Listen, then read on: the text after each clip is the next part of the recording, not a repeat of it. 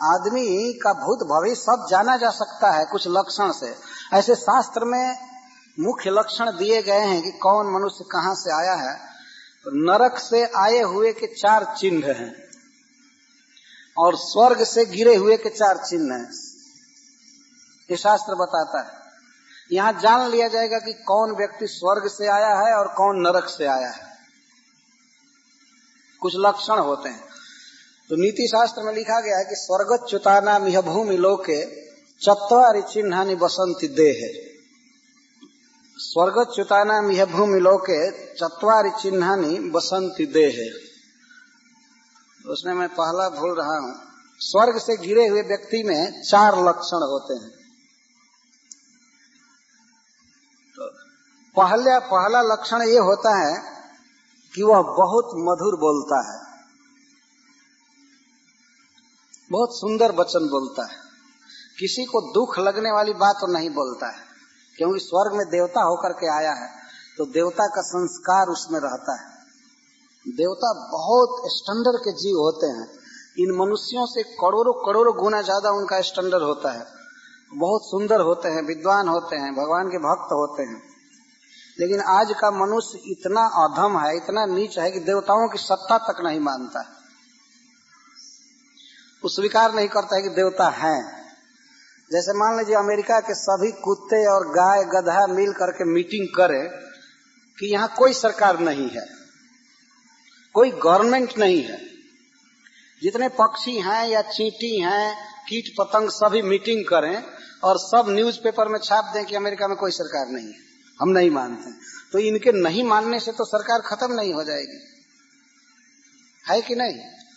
सरकार का कोई भी आदमी ये अपेक्षा नहीं करता है कि एक कुत्ता वोट डालने जाए या एक चींटी पशु पक्षी ये हमारे सरकार को समझे। तो देवता लोग ये अपेक्षा नहीं करते हैं कि ये मनुष्य हमारे सरकार को समझे। वे इस ब्रह्मांड की सरकार हैं। भागवत में लिखा गया है कि आगे जो भी मनवंतर बदलेंगे वो सब सेट हो गए हैं। कौन इंद्र होंगे, कौन सप्तर्षि होंगे, कौन मनु महाराज होंगे, कौन देवता होंगे, कौन कौन विभाग संभालेगा, भगवान ने सब सेलेक्ट कर दिया है। यहाँ इलेक्शन से सरकार नहीं बनती है ब्रह्मांड की, सिलेक्शन से बनती है। भगवान सेलेक्ट कर चुके हैं। भागवत के 8वें स्कंध के 14वें अध्याय में वर्णन है आगे के मनवंतरों का वर्णन, आगे कौन कौन मनु बदलेंगे। और एक मनु की सरकार 71 चतुर्युग तक रहती है और एक चतुर्युग 43,20,000 वर्ष का होता है। तो यहाँ तो कुछ भी पता नहीं है कि आगे कौन सरकार बनेगी। केवल 5-10 वर्ष के आगे की बात मालूम नहीं। लेकिन हमारे वैदिक ग्रंथों में लिखा गया आगे कौन इंद्र बनेगा। अभी बलि महाराज इंद्र बनेंगे, अभी सुतल लोक में वे हैं, आगे वे इंद्र बनने वाले हैं। इसमें पुरंदर नाम के इंद्र हैं। तो ये सब बातें ज्योतिष शास्त्र से जानी जा सकती है। तो देवताओं का बहुत बड़ा स्टैंडर्ड है, लेकिन हम लोगों को पता नहीं है। तो देवलोक से गिरा हुआ व्यक्ति बहुत मधुर भाषण करता है, मधुर बोलता है, ये उसकी पहचान है। और वास्तव में इस संसार में वाणी से ही मनुष्य की पहचान होती है कि कौन कैसा है। बहुत सुंदर वचन बोलना चाहिए जिससे दूसरे को सुख प्राप्त हो, स्वयं भी सुखी हो और दूसरों को सुख दे। महात्मा लोग एक कथा कहते हैं कि एक बार एक राजा वन में गया था अपने मंत्री के साथ और अपने नौकर के साथ, सर्वेंट के साथ। तो मार्ग भूल गया राजा जंगल में।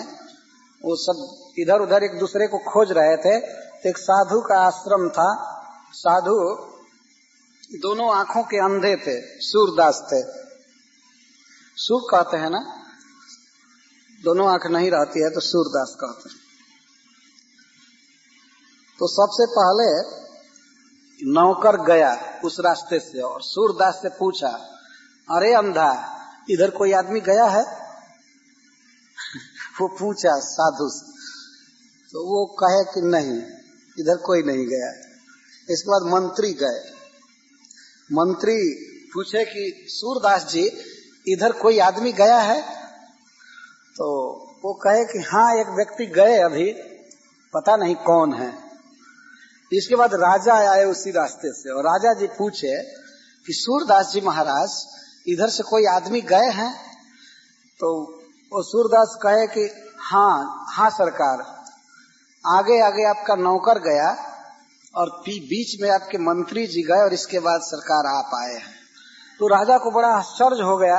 राजा ने पूछा कि आप उन लोगों से उनका आइडेंटिटी परिचय पूछे थे क्या? तो कहे नहीं, मैं कुछ पूछा नहीं था। तो कैसे जान गए कि मेरा नौकर गया और बाद में मेरा मंत्री गया, इसके बाद मैं आ रहा हूं? तो सूरदास जी कहे कि सरकार, मैं बोली से पहचान गया, मैं वचन से पहचान गया कि वो आगे आपका सर्वेंट गया था। तो छोटा आदमी है, बोलना जानता नहीं है तो मैं समझ गया कि वो आपका नौकर है। और आपके मंत्री कुछ उससे सभ्य थे, सिविलाइज्ड थे, वो कुछ अच्छा बोले और इसके बाद आपका तो कहना ही नहीं। आप तो राजा महाराजा हैं, आप तो सुशील वंश में जन्म लिए हैं, तो आपकी बोली सूरदास जी महाराज के रूप में प्रकट हुई। तो मैं पहचान गया कि आप राजा हैं। तो बोली से वो पहचान में आ जाती है। और सुरार्चनम, वह व्यक्ति देवताओं की पूजा करता है। जो स्वर्ग से गिरा होता है वो देवताओं का आदर करता है, उनकी पूजा करता है, क्योंकि उस समाज में से आया है, वो संस्कार रहता है। और जो नरक से आता है वो देवताओं को गाली देता है। तो नरक में दुख भोग कर आया है, जमराज के दूत उसे सताते हैं, वही संस्कार वही सब लेकर के आता है नरक। देवताओं का नाम सुनते ही जल जाता है। ये लिखा गया है लक्ष्मण, ब्राह्मण तर्पणम च। और स्वर्ग से आया हुआ व्यक्ति ब्राह्मणों का आदर करता है, ये लिखा गया।